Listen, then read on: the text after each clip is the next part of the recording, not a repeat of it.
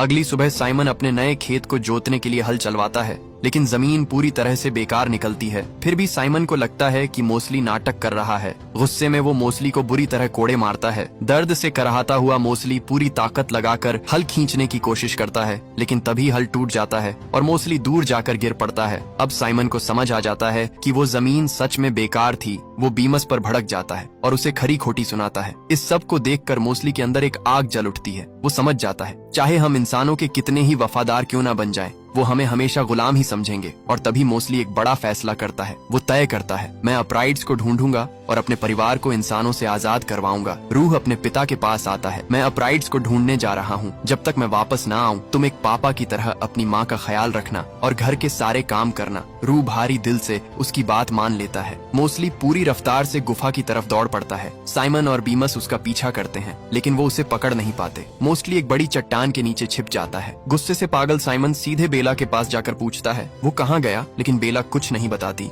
गुस्से में साइमन घर के गेट पर ताला लगा देता है ताकि वो बाहर ना जा सके। बीमस कहता है मैं मोसली को वापस ला सकता हूँ, लेकिन इसके लिए तुम्हें कीमत चुकानी होगी। साइमन उसकी बात अनसुनी कर देता है और गुस्से में वहाँ से चला जाता है। शंख बीमस से कहता है अब हमें यहाँ से निकलना चाहिए। बीमस ठंडी मुस्कान के साथ कहता है आज जा रहे हैं, लेकिन कल वापस आएंगे, क्योंकि अब हम वॉरफील्ड को लेने जा रहे हैं। वो थॉरीफेंस को पकड़ने में सबसे माहिर शिकारी है। बीमस वॉरफील्ड के गांव पहुंचता है। गांव वाले बीमस पर गुस्सा होते हैं क्योंकि उसने उन्हें नकली दवाइयां बेची थी, लेकिन बीमस किसी की नहीं सुनता। वो सीधा वॉरफील्ड से मिलने बार में चला जाता है। बार के बाहर एक थॉरीफेंट बंधा हुआ होता है। उसे हाल ही में वॉरफील्ड ने पकड़ा था। वो डरा हुआ सहमा हुआ था। टपिन उसके पास जाता है। वो कांपती आवाज में बताता है उत्तर की तरफ जंगल में एक सिंह होल है, वहाँ मुझे गुफाएं मिली थीं जिनमें अपराइट्स के चित्र बने हुए थे। मैं आगे बढ़ा ही था कि लेकिन तभी वो समझ जाता है ये सब वॉरफील्ड का बिछाया हुआ एक जाल था। उधर हमें मोसली को दिखाया जाता है जो अपराइट्स की गुफाओं में और आगे बढ़ता चला जाता है, लेकिन अचानक वो वॉरफील्ड के बनाए हुए एक गहरे गड्ढे में गिर जाता है। मोसली बाहर निकलने की बहुत कोशिश करता है, लेकिन गड्ढा इतना गहरा होता है कि